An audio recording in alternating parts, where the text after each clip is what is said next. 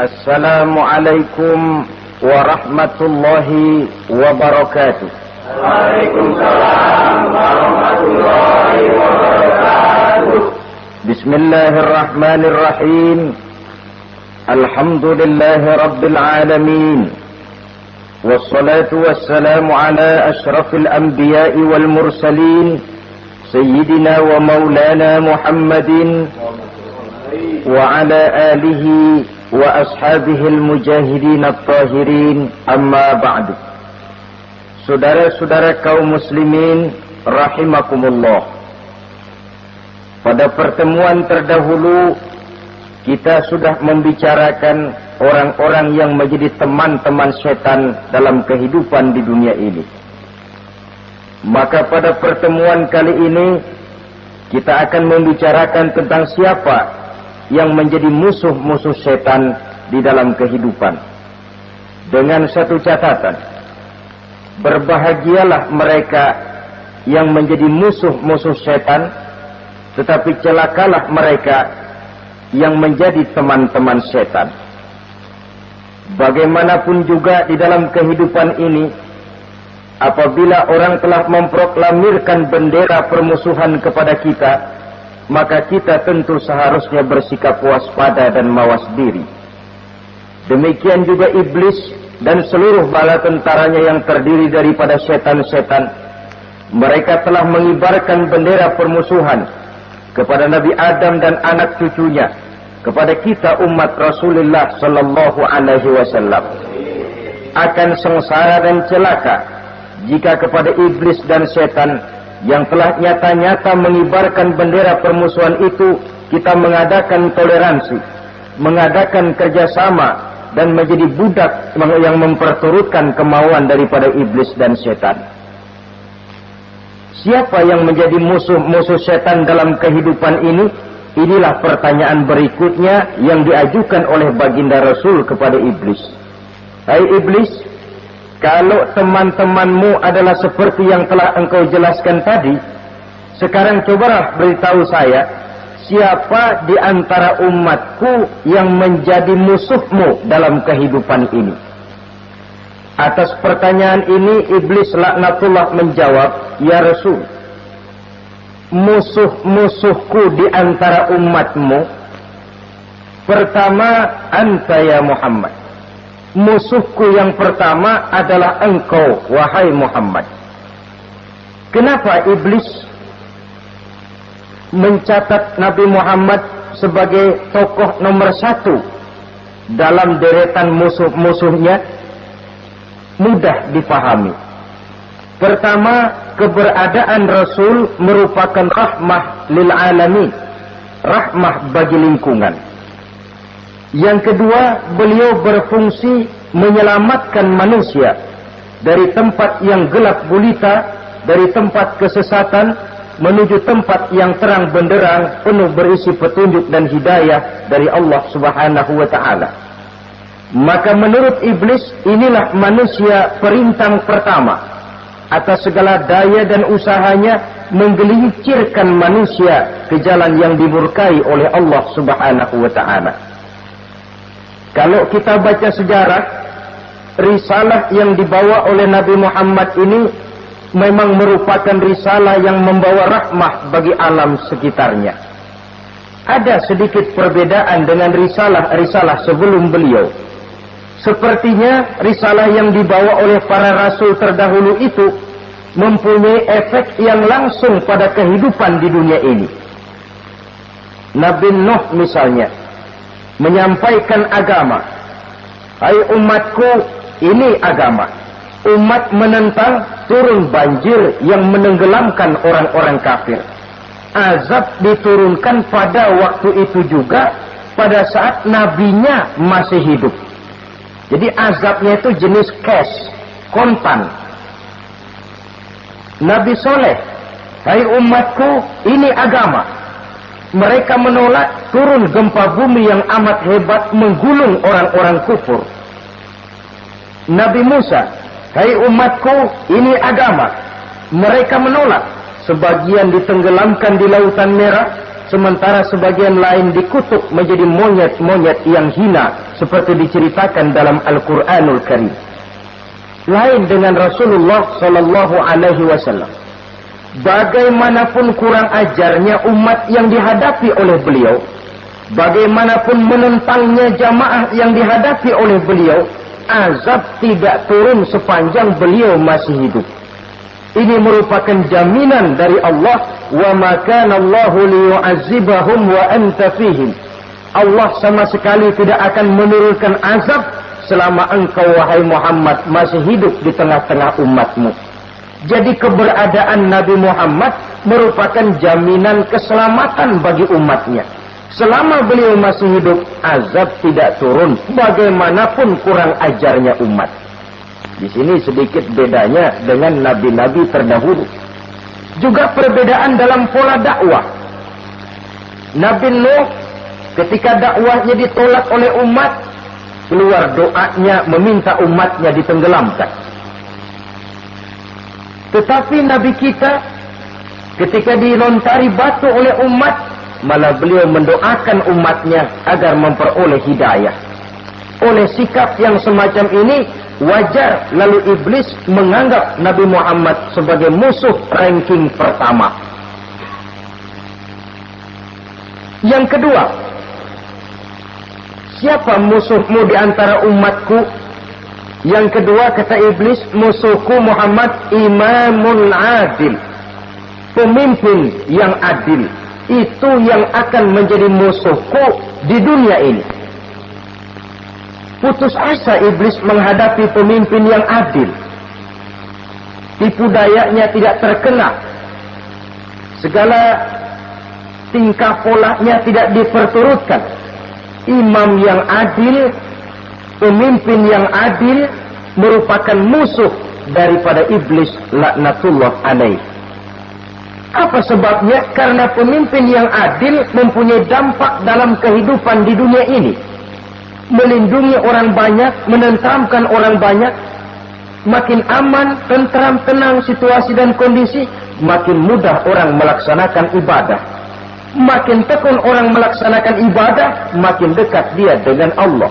Makin dekat manusia dengan Allah, makin jauh dia dari iblis. Sebab dua hal ini selalu kontradiktif. Jika kita jauh dari Allah, tentu dekat dengan iblis.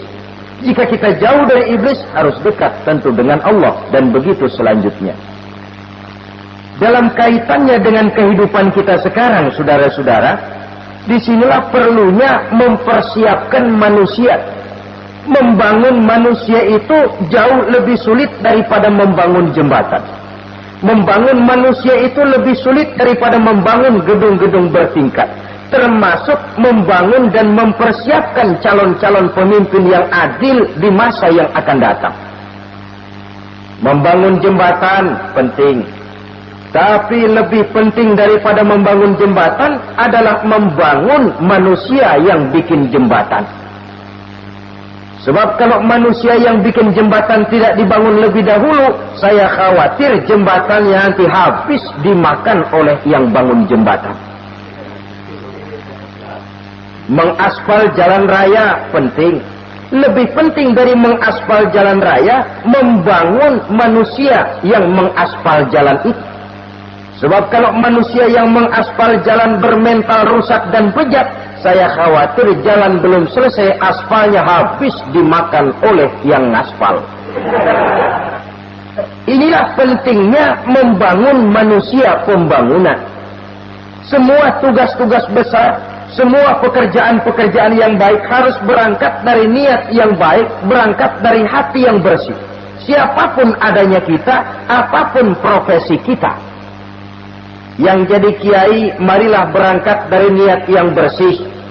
Yang jadi mubalik, marilah berangkat dari niat yang bersih. Niatnya itu mau menghidupkan Islam atau mau cari hidup jual Islam. Kalau mau menghidupkan Islam, mari sama-sama kita berjuang. Tapi kalau mau cari hidup untuk dengan menjual Islam, minggir saja daripada nanti bikin malu. Yang mengurus masjid, mari berangkat dari niat yang bersih. ngurus masjid itu niatnya mau menghidupkan masjid atau mau cari hidup di dalam masjid. Kalau mau menghidupkan masjid, mari. Tapi kalau mau mencari hidup di dalam masjid, tolong minggir saja daripada nanti bikin aib. Yang jadi orang alim, mari berangkat dari niat yang bersih.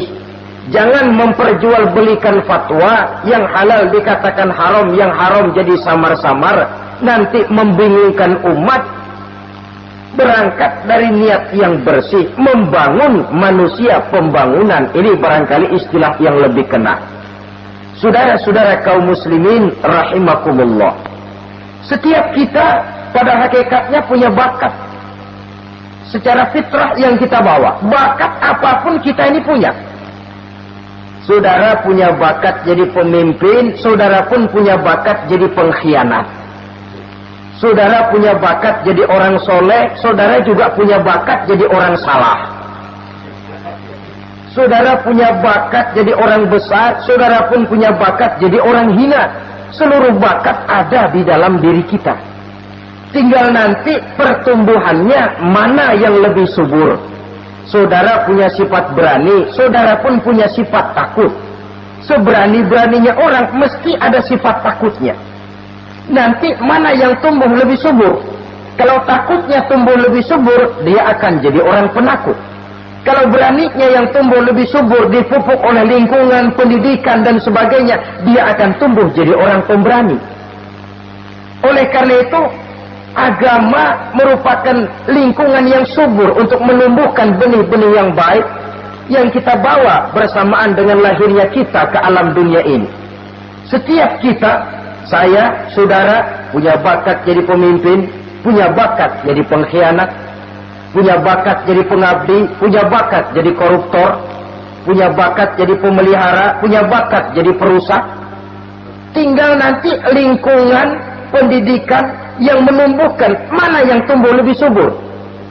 Kalau lingkungan saudara lingkungan maling, maka sifat pengkhianat akan tumbuh lebih subur. Kalau nanti saudara jadi pemimpin, insya Allah korupsi. Lingkungan yang menumbuhkan sifat mengabdi, sifat berbuat tanpa pamrih, dikalahkan oleh sifat pengkhianat dan korupsi itu yang dibentuk oleh lingkungan, pendidikan, pengalaman dan sebagainya. Oleh karena itu, secara dini agama menanamkan, menyuburkan fitrah-fitrah yang baik yang kita bawa bersamaan dengan hadirnya kita dalam kehidupan ini. Sebab itu seorang penyair bernama Syauqi mengatakan dalam sebaik syairnya, waladatka ummuka ya ibna adam bakian wan nasu haulaka yadhakuna surura. Hai manusia, pada saat kamu dilahirkan kamu menangis dan orang lain di sekelilingmu ketawa. Kakek senyum dapat cucu baru, paman gembira dapat keponakan baru, sementara kita yang lahir menangis. Betul apa benar? Apa ada saudara yang begitu dilahirkan terus nyengir? Saya kira kabur dukunnya itu. Setiap kamu hai manusia lahir dalam keadaan menangis, orang sekelilingmu tertawa. Karena itu katakan kepada mereka yang senyum di sekelilingmu, hai manusia, pada saat saya dilahirkan saya menangis dan kamu semua tertawa. Baik manusia. Tapi nanti pada satu saat harus terjadi kebalikannya. Kalau dikala saya lahir saya menangis dan kau semua senyum, nantilah manusia. Kalau satu saat saya meninggalkan alam dunia ini, saya akan berangkat dengan senyum. Dan kalian semua akan berurai air mata. Kalau perlu dari Sabang sampai Merauke kibar bendera setengah tiang. Kalau perlu. Jangan terbalik, kita mati melotot orang malah gembira. Karena hidup selalu membawa sifat-sifat yang merusak. Inilah orang kedua yang menjadi musuhnya iblis dan beruntung menjadi musuh iblis. Siapa? Imamun adil, pemimpin yang adil. Saudara-saudara kaum muslimin rahimakumullah. Yang ketiga musuh iblis, ghaniyun mutawadhi, orang kaya yang rendah hati, orang kaya yang tidak sombong. Kaya apa saja, baik kaya oleh karena ilmu, orang yang kaya karena ilmu disebut orang alim. Baik kaya karena materi, orang kaya karena materi dinamakan hartawan. Baik kaya karena kedudukan, orang yang kaya karena kedudukan dinamakan pejabat. Orang kaya yang rendah hati itu musuh iblis. Beruntung dia menjadi musuh iblis. Iblis tidak senang ada orang kaya tidak sombong. Tapi iblis paling senang kalau ada orang kaya sombong. Lebih senang lagi iblis kalau ada orang miskin sombong. Masya Allah. Orang kaya sombong, walaupun iblis senang, orang masih bilang pantas saja dia sombong, kaya apaan aja punya.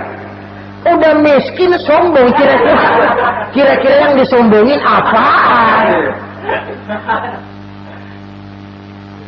Dalam segala bentuknya sombong ini Allah tidak senang. Tapi iblis senang. Kenapa? Karena sponsor sombong iblis. Kan yang pertama kali sombong iblis toh. Ketika disuruh sujud kepada Nabi Adam, dia nggak mau. Ini kesombongan pertama yang terjadi dalam sejarah. Ketika ditanya kenapa kau tidak mau sujud iblis? Saya kan dibikin dari api, Adam dari tanah. I am the best. Saya lebih hebat daripada iblis, daripada Adam. Adam baru kemarin dibikin, saya sudah lama. Kata Allah, kamu sombong iblis, ini surga bukan tempat orang sombong, keluar. Terusir dia dari surga. Jadi kesombongan pertama adalah kesombongan yang dilakukan oleh iblis, dan dia tanamkan itu kepada kita supaya jadi orang sombong. Karena itu sombong ilmu Allah nggak senang, tapi iblis senang. Mentang-mentang ada ilmunya. Nih, satu-satunya ustadz di sini ya.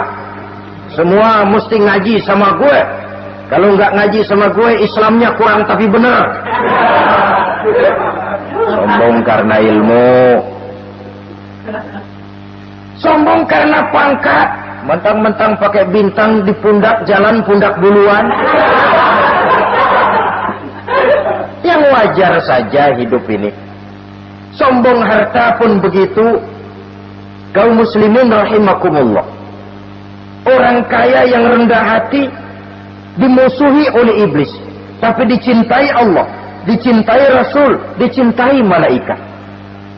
Caranya bagaimana? Kembali kepada satu kesadaran bahwa pada saat terlahir ke alam dunia ini tidak ada yang pernah kita bawa. Kalau sekarang kita punya rumah, punya kebun, punya kendaraan, punya pabrik, punya segala macam benda, apa itu?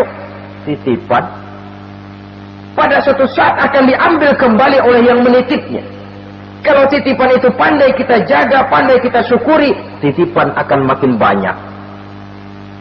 Sama juga kita dalam kehidupan. Kalau orang bisa kita percaya, saya mau pergi ke luar negeri, rumah saya titip kepada tetangga. Saya pulang dari luar negeri, isi rumah tetap tidak berkurang, malah dibersihi, malah disapu, dihilangkan kotorannya. Tentu bukan main syukur saya, girang saya. Akan bertambah kepercayaan saya untuk menitipkan apa saja. Ini makna la in syakartum la azidannakum wa la in kafartum inna azabi lasyadid. Kalau kamu pandai bersyukur, aku tambah nikmat. Tapi kalau kamu ingkar, azabku teramat pedih. Artinya apa? Nikmat bisa berubah menjadi azab kalau kita tidak pandai mensyukurinya. Ma'asyiral muslimin rahimakumullah. Orang yang kaya ilmu lalu rendah hati, tidak selalu ingin menonjolkan diri. Ini kadang-kadang yang tanggung ini yang bikin berabe. Alim bener enggak, geblek bener juga enggak. Yang sedikit-sedikit mau nonjolin diri. Kalau enggak jadi imam enggak mau ke masjid. Enggak jadi imam enggak mau ke musola. Pokoknya kalau enggak jadi imam marahan sama musola. Macam mana? Saudara-saudara kaum muslimin, rendah hati. Tidak selalu ingin menonjolkan, sebab orang yang selalu ingin menonjolkan dirinya biasanya orang yang kekurangan kepercayaan kepada kemampuan dirinya sendiri. Dia selalu ingin dinomorsatukan. Dia selalu ingin ditempatkan pada ranking teratas. Dia tidak percaya diri. Orang yang percaya diri dapat bersikap wajar dalam kehidupan. Begitu juga kaya karena harta, dengan menyadari bahwa harta bagaimanapun banyaknya titipan dari Allah, pada suatu saat akan kembali. Dia harus dimanfaatkan sesuai dengan kehendak yang menitipnya. Begitu juga kaya oleh karena pangkat, kedudukan, dan jabatan. Pada suatu saat jabatan itu akan hilang dari diri kita. Karenanya sering saya jelaskan bahwa pangkat di dunia ini yang paling tinggi pensiun. Titel yang paling akhir almarhum. Saudara setuju atau tidak, titel itu akan saudara dapat. Bagaimanapun kita cinta kepada pangkat, kedudukan, entok pada akhirnya suatu saat akan sampai kepada posisi yang namanya pensiun. Kalau sadarlah kita kepada pemikiran ke arah sana, maka untuk mencapai kekayaan, baik kekayaan harta, kekayaan kedudukan, tidak lalu menghalalkan segala cara untuk mencapai tujuan, tapi dibatasi oleh norma dan kaedah yang harus dia taati, baik kaedah agama maupun kaedah bernegara. Inilah orang ketiga yang menjadi musuhnya iblis, orang kaya yang rendah hati, orang kaya yang tidak sombong. Yang keempat, saudara-saudara, tajirun shadiq, pedagang, pengusaha yang jujur. Iblis gedek betul, benci bukan main sama pengusaha, sama pedagang yang jujur, yang tidak mengurangi timbangan, tidak nipu pembeli, tidak barang yang jelek dibilang bagus, atau yang bagus di atas, yang jelek di bawah, atau dicampur yang baik dengan yang jelek supaya kelihatan semuanya jadi baik. Semua orang ingin untung, tidak ada kecuali siapapun orangnya, dan itu wajar. Setiap manusia ingin mendapat keuntungan, kalau perlu dengan modal minimal mencapai keuntungan maksimal, seperti yang diajarkan oleh teori ekonomi. Itu kan yang namanya produktif kan? Satu usaha dinamakan produktif, bagaimana kita mengeluarkan modal minimal bisa mencapai keuntungan maksimal. Silakan. Bahwa manusia ingin untung itu insting, naluri, fitrah. Tidak ada orang yang mau rugi. Tapi cara mencapai keuntungan itu yang membedakan antara seorang muslim dengan yang bukan muslim. Sudah pernah saya sampaikan, apabila kaum pengusaha, para pedagang sudah dijangkiti penyakit yang tidak jujur, yang akan timbul adalah kekacauan ekonomi. Kekacauan ekonomi bisa menimbulkan revolusi sosial, dan revolusi sosial merupakan kiamat satu generasi. Semua kericuhan hampir bermuara dari perut, dan itu ekonomi.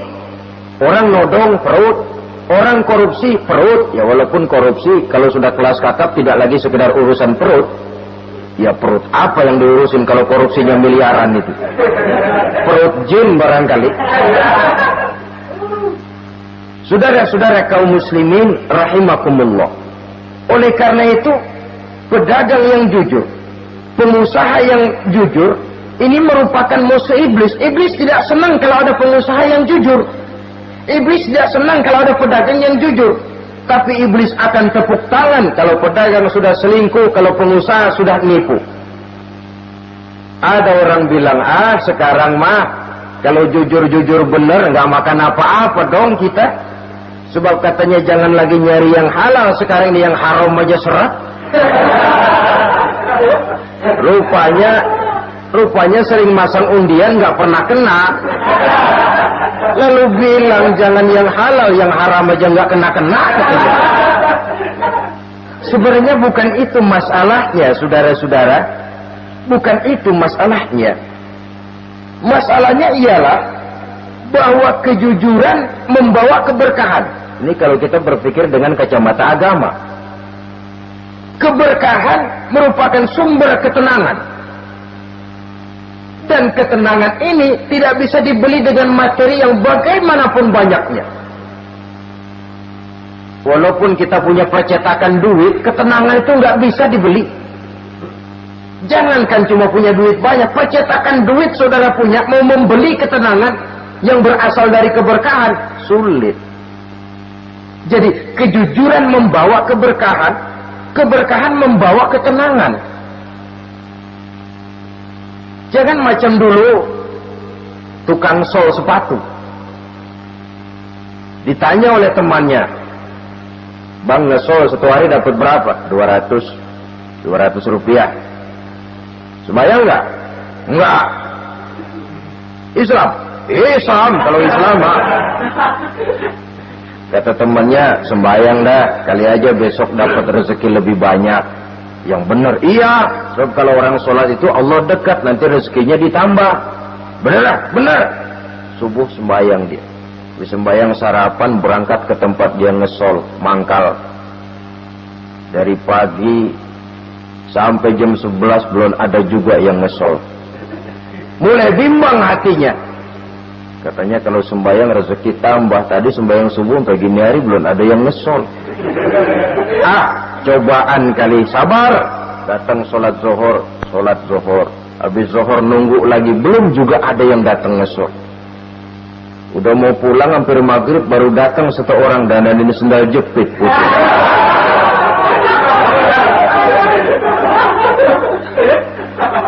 Sudah bayar 25 rupiah, pulang dia si tukang sol ini, ketemu sama temennya yang nyuruh sholat tadi. Ditanya, "Bagaimana penghasilan ini hari?" Apa dijawab? "Gua kapok deh sembahyang."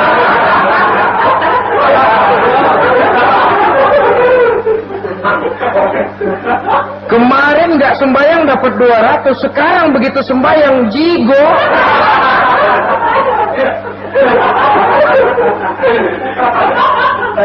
Dia tidak sadar bahwa dengan dari kacamata agama, 25 rupiah yang membawa berkah jauh lebih baik ketimbang 200 uang panas. Dari kacamata agama, 25 rupiah yang membawa berkah lebih baik daripada 200 rupiah tapi panas. Sebab panas menjauhkan kita dari ketenangan. Itulah sebabnya maka pedagang yang jujur, pengusaha yang jujur menjadi musuh setan dan beruntung. Nah, sekarang jadi pengusaha jujur-jujur nggak dapat proyek, Pak. Kalau nggak bisa semur. Padahal agama sudah menjelaskan ar-rashi wal murtashi finnar. Orang yang nyogok dan orang yang disogok, dua-duanya neraka. Kenapa? Join termasuk ta'awanu 'alal ismi wal 'udwan. Bertolong-tolongan dalam berbuat dosa dan kesalahan. Kalau hadiah, lain hadiah. Kalau sedekah, lain sedekah. Tapi yang namanya semir, suap, ar-rashi wal murtashi finnar. Saudara-saudara kaum muslimin rahimakumullah. Jadi pedagang yang jujur, pengusaha yang jujur merupakan salah satu roda perekonomian. Kegoncangan ekonomi akan menimbulkan dampak sosial yang sangat luas dan kompleks. Yang pada giliran puncaknya, dampak paling negatifnya, dia sanggup menggerakkan terjadinya revolusi sosial. Bukankah sebagian besar gerak hidup manusia dimotivasi oleh keinginan untuk mempertahankan kelangsungan hidup? Dan kelangsungan hidup artinya mulut. Mulut itu artinya perut, dan itu artinya makan. Setelah itu mungkin baru pangan, baru sandang, baru dia berpikir pakaian dan sebagainya. Jadi karena dia merupakan penggerak roda ekonomi, pedagang yang jujur, pengusaha yang jujur mutlak diperlukan dalam kehidupan ini. Sebab sekali lagi, kejujuran akan membawa keberkahan, keberkahan memberikan ketenangan dalam kehidupan. Oleh karenanya kita umat Islam, biarin duit kita banyak, asal berkah. Itu tentu idealnya. Ketimbang dikit tidak berkah, lebih baik ia banyak, ia berkah. Dan keberkahan itu datang lewat kejujuran. Kejujuran ini sudah dicontohkan oleh Rasul pada saat beliau berniaga ke negeri Syam dikala berumur 9 tahun, bahkan dikala berumur 25 tahun seketika membawa dagangan Sayyidatuna Khadijah yang kelak jadi istri beliau. Saudara-saudara, kita maklum bahwa sholat merupakan sarana yang paling efektif untuk mendekatkan manusia kepada Allah. Makin dekat manusia dengan Allah, makin tidak senang iblis dan setan. Karena itu segala macam cara mereka berusaha mengaduk-ngaduk sholat kita. Dan sesungguhnya, jikalau kita mengerjakan sholat, itu kan targetnya cuma 2. Pertama, agar sholat kita itu sah. Yang kedua, agar sholat kita itu qabul, yakni diterima oleh Allah. Kalau soal sah dan tidak, ukurannya gampang. Saya kalau ditanya orang, Pak, sholat saya sah atau tidak? Saya bisa jawab. Saudara, sholatnya syarat rukunnya cukup apa tidak? Cukup, sah. Itu kalau perkara sah. Tapi kalau sudah perkara qabul, Pak, sholat saya diterima atau tidak oleh Allah? Ini saya tidak bisa jawab. Kenapa? Soal qabul mencakup masalah batin. Cuma ukuran logikanya, kalau syarat rukun cukup, insya Allah qabul. Saudara-saudara kaum muslimin rahimakumullah. Oleh karenanya, pada saat kita sholat, iblis, setan datang dari segala macam penjuru supaya kita kehilangan rasa khusyuk. Apalagi kalau kita jadi imam yang gerak kita, bacaan kita dilihat, didengar, disaksikan oleh orang banyak,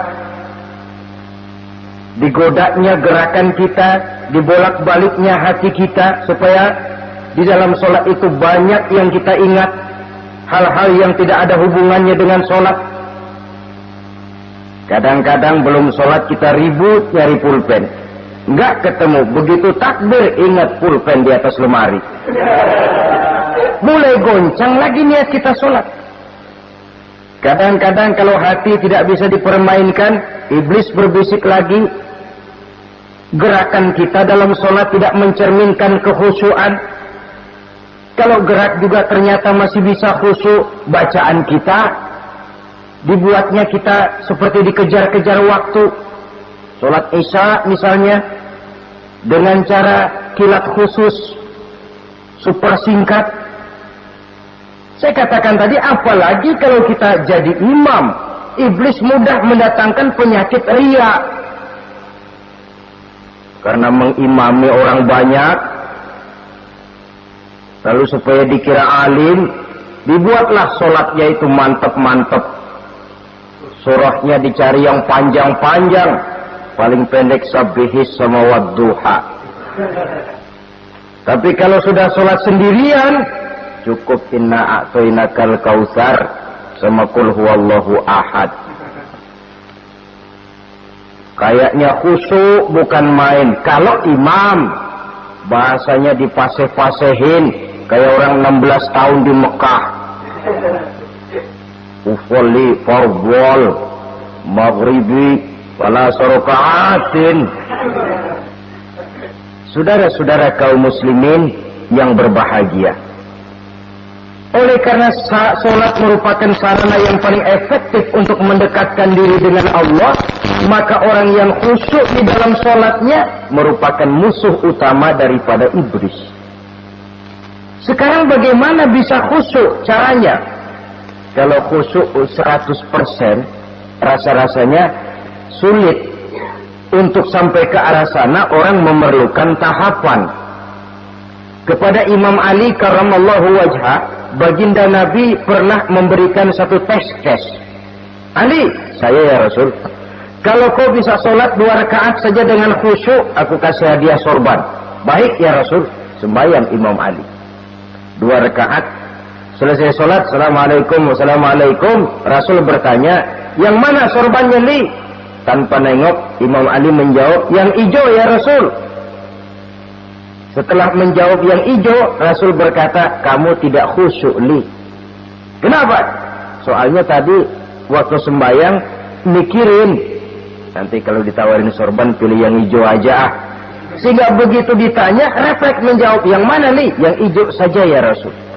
Oleh karena itu, menurut Al-Imam Nawawi, pada tingkatan yang paling sederhana, sudah sampai ke tingkat khusyuk, asal pada waktu takbiratul ihram ingat kepada Allah. Tapi jangan lupa, itu tangga pertama. Jangan ada fatwa begini lalu aman. Yang penting kan takbirnya ingat Tuhan, belah sononya mau kemana kek. Bukan itu. Itu pada tingkatan pertama sudah sah dipandang khusyuk. Solatnya orang awam, asal pada waktu takbiratul ihram dia ingat kepada Allah. Tetapi harus terus berusaha agar sepanjang solat dia ingat kepada Allah. Caranya bagaimana? Pertama, menanamkan diri bahwa pada saat kita sedang mengerjakan solat, yang lain tidak ada kecuali Allah. Yang kedua, berusaha memahami apa yang kita baca.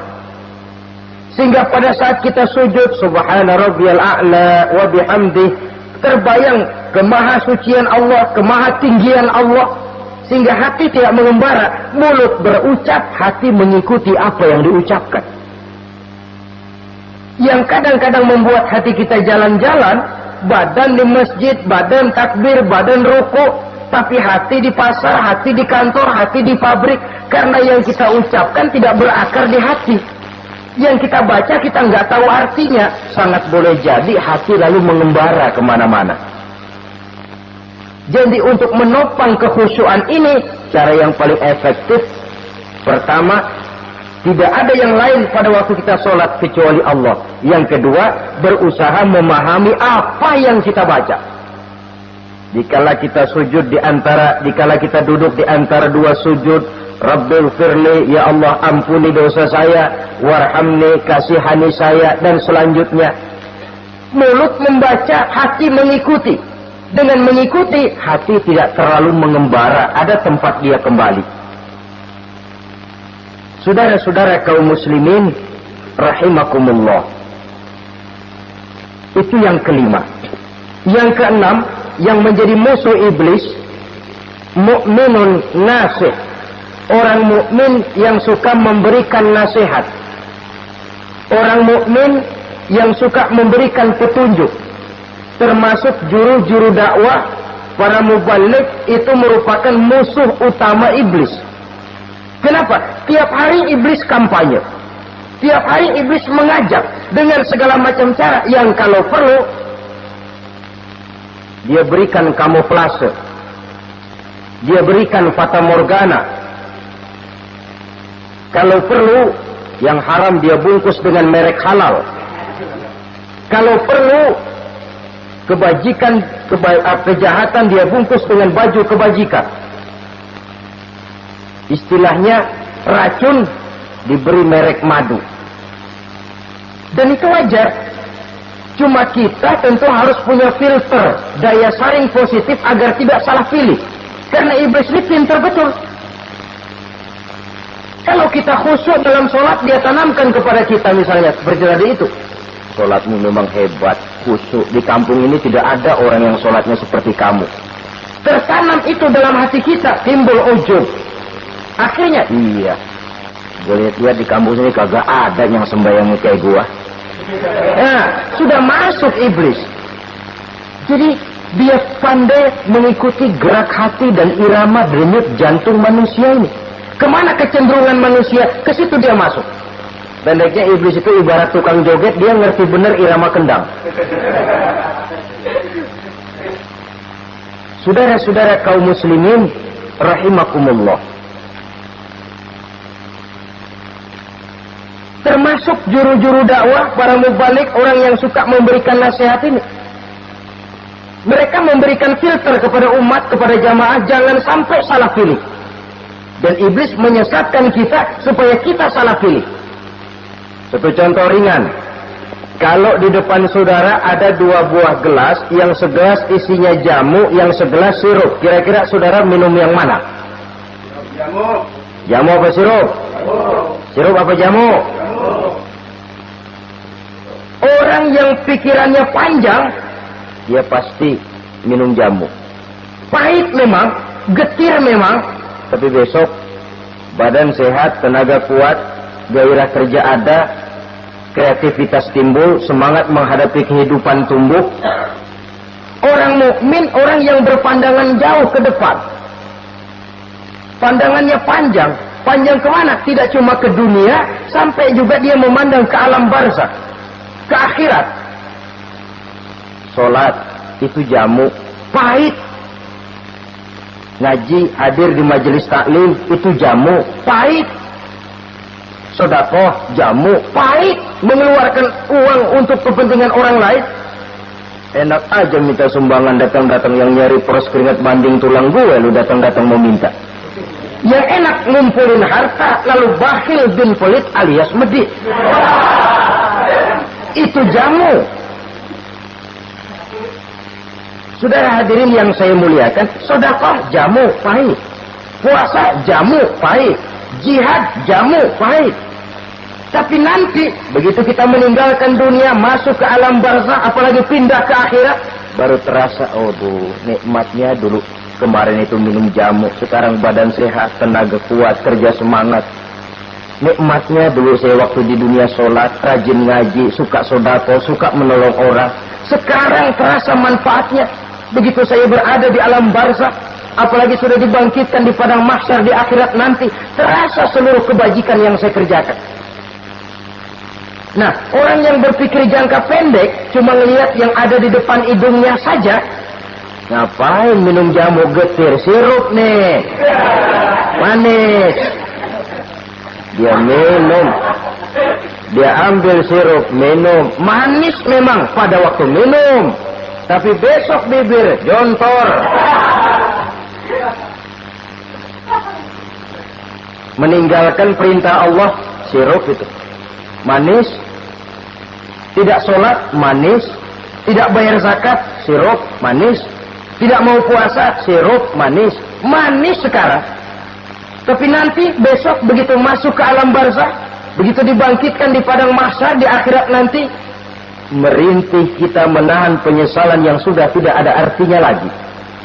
Sampai-sampai penduduk mahsyar itu ada yang berkata, diceritakan dalam Quran, ya laitani kuntu turaba. Wahai celaka, kenapa kita nggak jadi tanah saja? Menyesali kejadiannya. Andai kata mereka bisa kembali ke hidup di dunia lagi, mereka akan minta kejadian yang kedua untuk berbuat baik.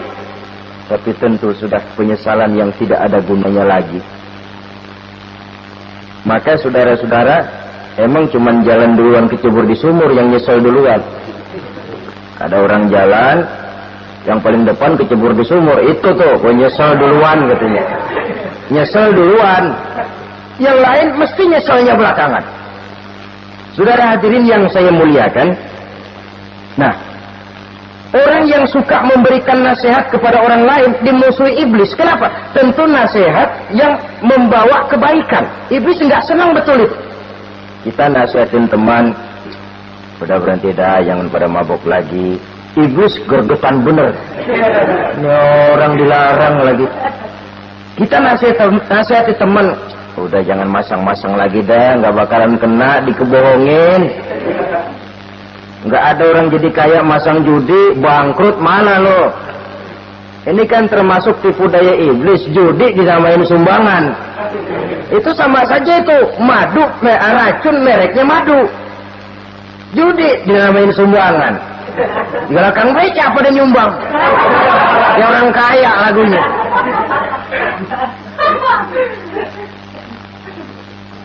Saudara-saudara kaum muslimin rahimakumullah, adalah kewajiban kita memang untuk tawasau bil haq, saling nasihat menasihati. Setiap kita juru dakwah, setiap kita wajib menyampaikan apa yang sudah kita tahu kepada orang yang belum atau kurang tahu. Saudara yang bisa bismillah wajib mendakwahkan bismillah itu kepada orang yang belum tahu bismillah. Saudara bisa Fatihah harus menyampaikan itu kepada orang yang belum bisa Fatihah. Persetan dengan orang lain. Apalagi yang cuma kerjanya ngeritik saja, lu baru bisa Fatihah doang udah ngajar. Biar aja yang diajarin gak bisa Fatihah kok. Apa masalahnya pemerataan di bidang keilmuan? Sebab memang biasa penonton itu selalu lebih pandai menilai, kayaknya lebih pintar dari yang main. Sama saja orang nonton bola ngomel mulu, padahal dia sendiri belum tentu bisa main. Dengerin orang pidato pun begitu, monten bisa. Wah, kalau dia yang pidato 1 jam kayak semenit. Tapi kalau si anak tuh kita udah pegel belum juga mau berhenti. Monten bisa, coba dia suruh pidato udah 1/4 jam masih ama badu. Apa mau dibilang ama badu?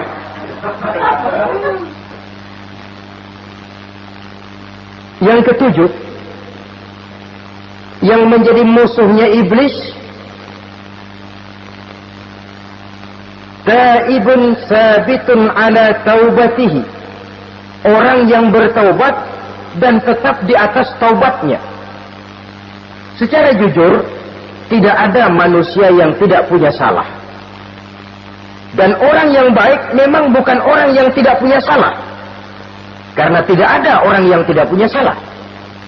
Orang yang baik adalah orang yang apabila melakukan kesalahan dia segera sadar, dijadikannya itu sebagai pelajaran untuk tidak diulanginya lagi pada masa yang akan datang. Biasanya kita menghakimi orang pintar, kita nggak merasa bahwa kita juga punya kesalahan. Kalau kita lihat maling ayam, kita teriak, padahal kita nyolong kambing. Lebih besar dari si maling ayam, merasa diri lebih benar dari yang lain, padahal kita lebih kotor dan lebih jelek. Hilang sifat introspeksinya. Yang kita musuhi, yang kita caci maki, tahu-tahu kita sendiri yang melakukannya. Saudara-saudara kaum muslimin, orang yang bertaubat dan tetap dalam taubatnya stabil, itu musuh iblis. Apa ada orang yang taubatnya nggak tetap? Ada. Yang istilah kita taubat sambal namanya. Kalau dia makan sambal kepedesan, taubat makan sambal. Besok mau makan kagak ada sambal, ngomel. Mana sambal?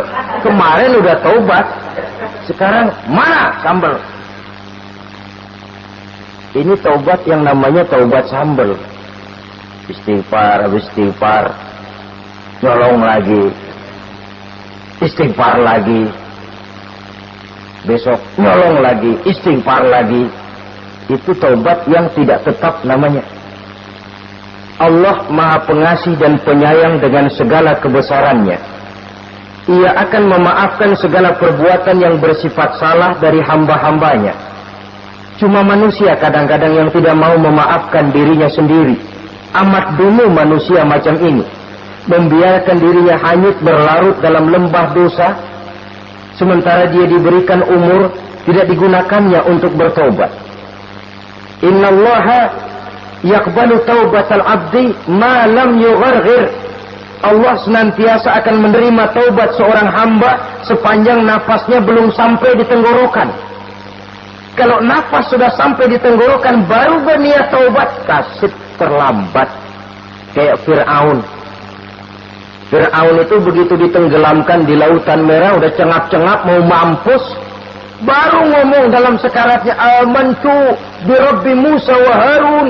Kalau begini mah saya juga percaya sama Tuhannya Musa. Sudah sekarat baru mau taubat, malaikat maut gemes banget, dilelepin mati.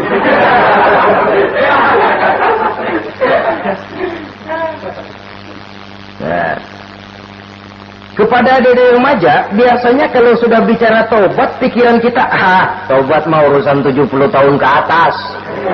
Kita masih lama ini. Sebenarnya tidak.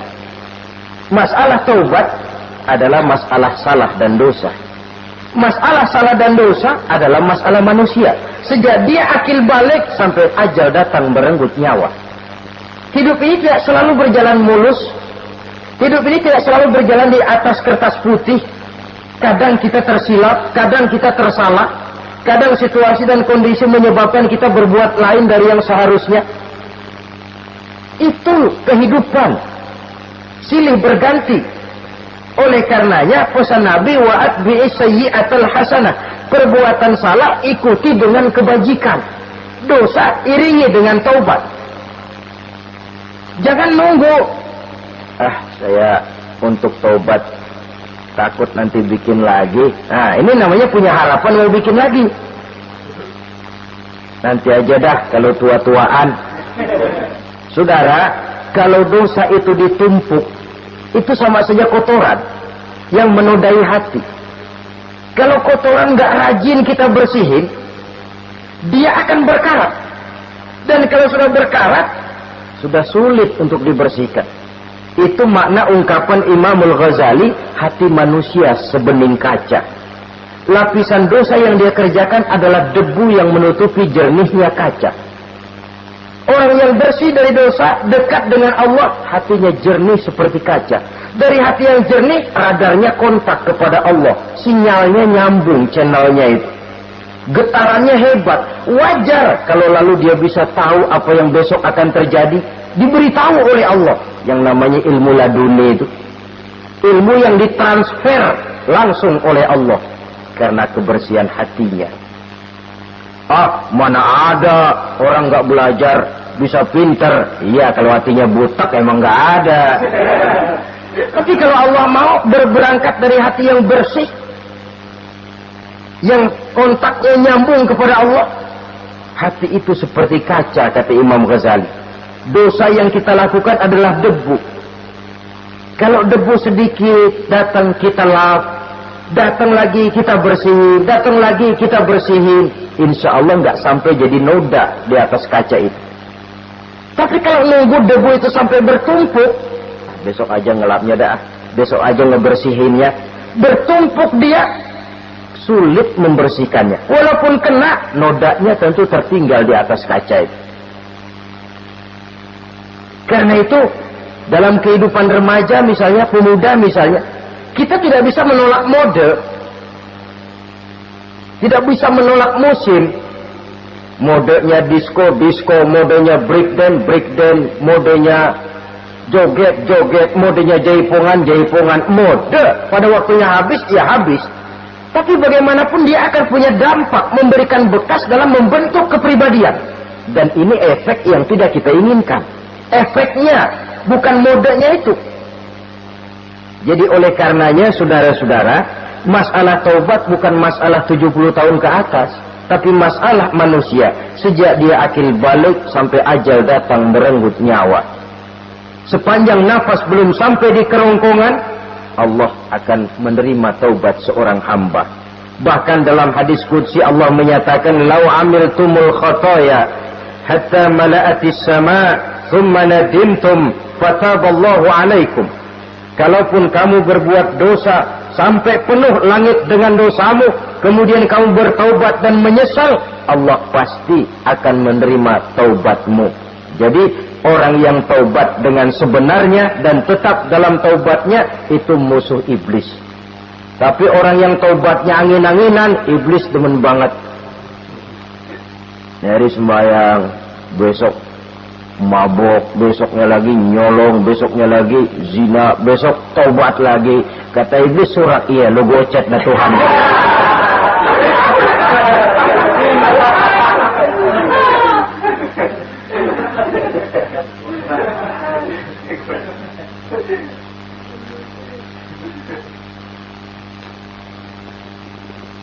Selanjutnya, yang ke-8, musuh iblis, musuh setan, mu'minun yudawi mu'alaf taharah.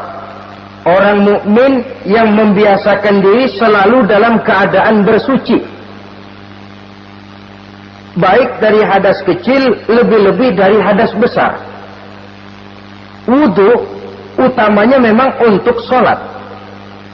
Tapi membiasakan wudu dalam kehidupan sangat baik sekali. Mau ke kantor, wudu dulu. Mau ke pasar, wudu dulu. Mau ngajar, wudu dulu. Apa sebabnya? Karena dalam keadaan suci, orang ada sikap memelihara kesuciannya.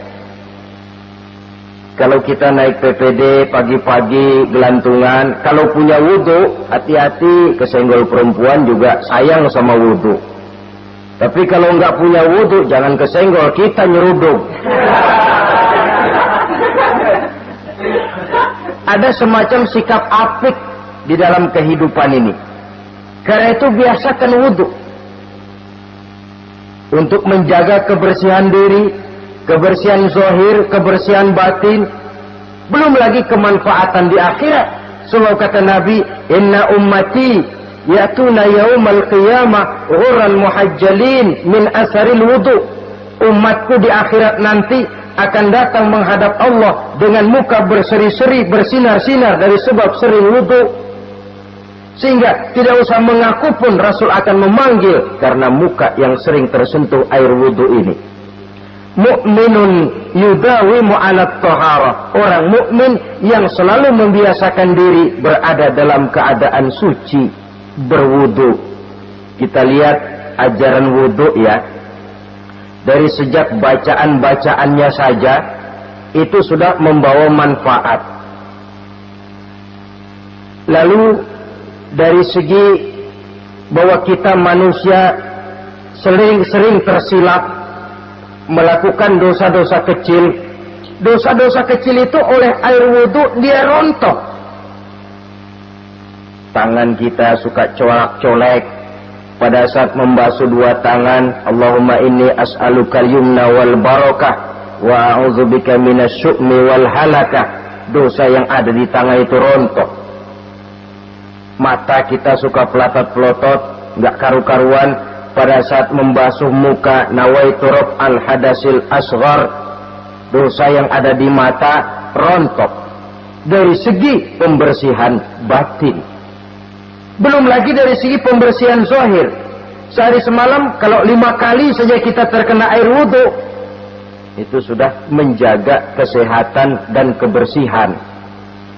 Saudara-saudara kaum muslimin rahimakumullah. Yang ke-9,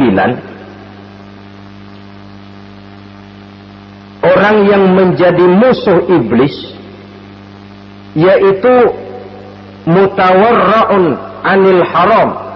Orang yang memelihara diri dari yang diharamkan oleh Allah. Terpelihara dirinya, terpelihara yang dimakannya, yang diminumnya dari jenis-jenis yang haram, baik sedikit maupun banyak. Jangan cuma teriak haram waktu sedikit, tapi giliran banyak halal. Sama saja orang dikasih tahu, itu ada cerita anak-anak, Pak Haji punya anak main judi, dikasih tahu, Pak, anak bapak main judi, astagfirullah katanya. Tapi menang Pak, alhamdulillah.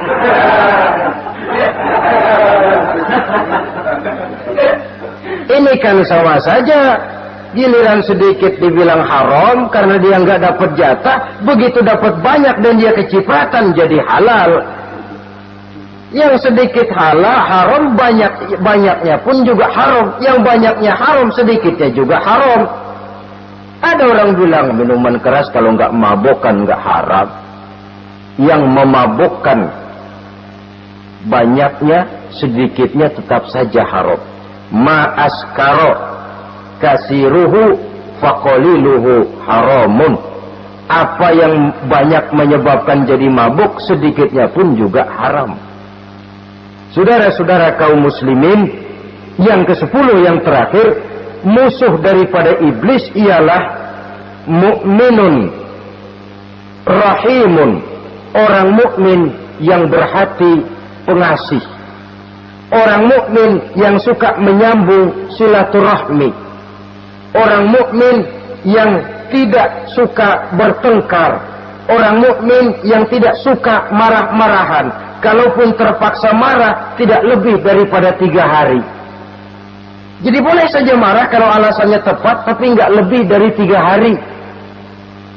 Kalau perlu bikin perjanjian, kita marah ya, 3 hari. Itu limit, tidak halal kata Nabi bagi seorang muslim menjauhi saudaranya lebih dari 3 hari. Tidak halal itu artinya haram. Kita ini kadang-kadang kalau sudah marahan sama tetangga kah, sama teman kah, kadang-kadang suka berlaku perpanjangan waktu. Tidak cukup perpanjangan waktu, ditambah lagi perpanjangan generasi. Nggak cukup kita yang marah, orang lain kita sundut-sundut supaya ikut marah lagi. Marah pakai ngundang. mafia lagunya. Udah dia marah, orang lain lagi disuruh marah. Saudara hadirin yang saya muliakan, mukmin yang punya sifat belas kasih, berhati jernih, itu musuh utama dari iblis. Tapi mukmin yang suka marah-marahan, tukang hasut dan tukang bakar, itu teman-teman iblis. Oleh karena itu, mudah-mudahan kita semua menjadi musuh iblis. Dan jangan menjadi musuh iblis. Jangan menjadi teman iblis. Sebab iblis sudah kadang memproklamirkan permusuhan. Sekali dia musuh kita, selamanya dia akan tetap menjadi musuh kita. Berusahalah untuk menjadi musuh iblis. Dan jangan sekali-kali toleransi. Jangan berusaha menjadi teman iblis. Inilah yang kita bicarakan pada pertemuan ini. Mudah-mudahan ada manfaatnya. Terima kasih atas segala perhatian. Mohon maaf atas segala kekurangan. Wassalamualaikum warahmatullahi wabarakatuh. Waalaikumsalam warahmatullahi wabarakatuh.